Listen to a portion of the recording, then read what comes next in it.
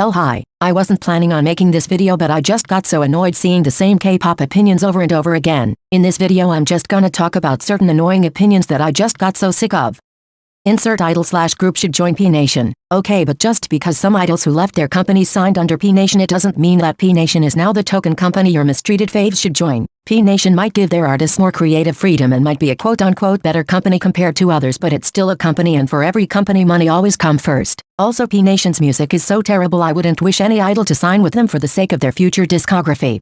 4th Gen lacks vocals. Yes, I have talked about this already, and yes, I thought we were finally over this discourse, but apparently not, because I keep on seeing this opinion everywhere and people seem to have taken it for a fact that 4th Gen lacks vocals. Okay, I don't know much about boy groups, but for girl groups I can assure you that there are just so many top-tier main vocalists in groups like Tribe, Weekly, Cherry Bullet, Pink Fantasy, Lightsome, aespa, Purple Kiss, and I could go on, but you get my point. So, if you say 4th Gen lacks vocals, I'm wondering who the hell are you listening to? Like, I'm genuinely curious about which groups you're listening to. Probably groups who can't sing. Just saying.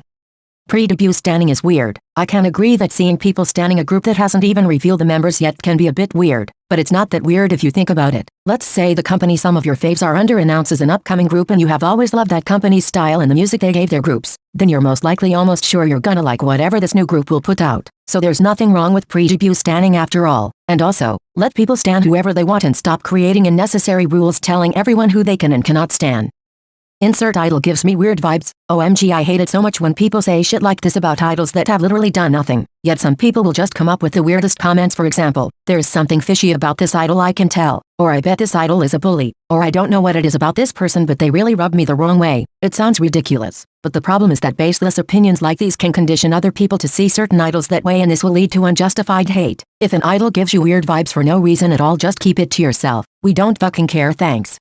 Standing girl groups doesn't make you a feminist. Literally, y'all cannot take a joke. Nobody ever said this sentence seriously. It has always been a joke, but somehow people took it seriously and are now using it against girl group stans to paint them as misandrists. Standing underrated groups doesn't make you special. Thanks for stating the obvious. Anyway, just let people stan whoever they want. Like, have you ever thought that if someone stans underrated groups, maybe it's just because they like them and their music and not because they want to be quirky? By the way, standing popular groups doesn't make you special either.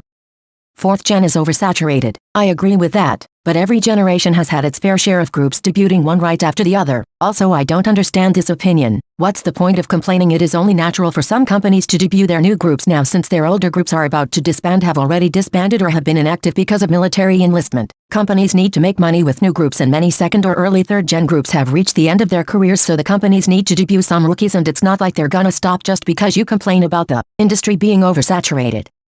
Every fandom has toxic stans. This is exactly what the most toxic fandoms say to justify the fact that they're the most toxic fandoms. Obviously there are shitty people in every single fandom. Tell me something I don't know. But it's also clear that some fandom are more toxic than others, especially if they're big fandoms. So it's useless saying that everyone has toxic fans to justify the fact that your fandom is toxic as hell. Insert group are the 4th Gen leaders. What exactly makes a group the 4th Gen leader? Is it popularity? Or is it sales? Or being unique and bringing something new to the table? There are so many groups that check all these boxes, and at this point everyone just says their faves are the 4th Gen leaders. This discourse is completely useless, and it's annoying how everybody is throwing the 4th Gen leader title around. Summer comebacks suck. You say they suck just because you don't want to see your faves that usually have a particular concept coming out with something summery and generic. Why is it such a big deal though? Once summer is over, the groups are gonna go back to their original sound and concept. Why don't you want them to release a bop for the summer? Why don't you want a fun song for the holidays? Why do you hate happy music?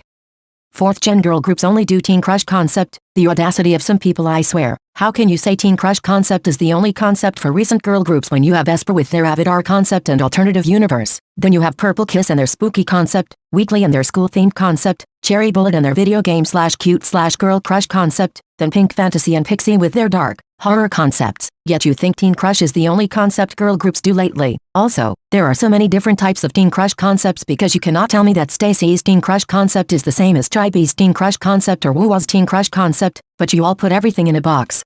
Groups need to change their concept. No, they don't. Once a group finds something that works for them, it's not a problem if they stick to it. Plus, it's not like every comeback will be exactly the same. There are so many ways to express the same concept and so many things that can be done to not make it look repetitive. Like, I don't want to see a group periodically changing concept just to prove their supposed versatility if they cannot pull it off.